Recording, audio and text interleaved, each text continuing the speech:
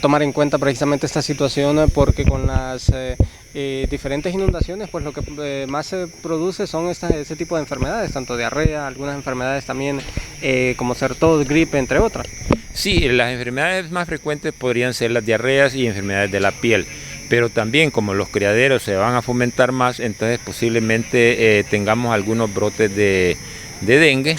Lo que sí lo vamos a evitar a que se haga una cosa muy ya incontrolable. Créanlo que estamos para servirle a toda la población y queremos lo mejor en salud para todo el municipio de Ciguatepeque. Asimismo, doctor, es importante poder tomar las medidas del caso y prevenir otro tipo de enfermedades también que pueda afectar a estas personas. Sí, estamos siempre apoyando y dándole fortaleza a lo que es la campaña de vacunación que termina el 30 de septiembre.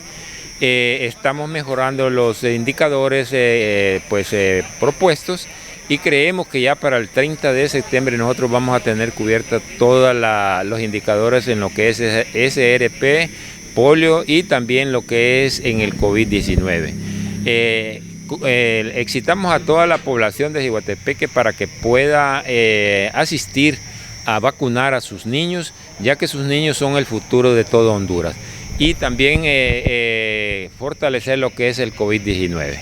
El tema de la vacunación, doctor, ha sido bastante baja los índices.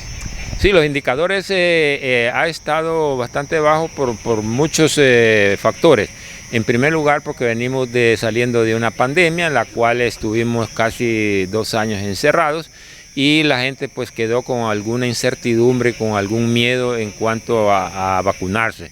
Pero la vacuna ya lo vemos, el éxito que ha tenido con la vacunación de COVID-19, que ya todo el mundo pues ya anda hasta sin mascarilla y créanlo que la vacuna vino a fortalecer la parte inmunológica de cada uno de los hondureños.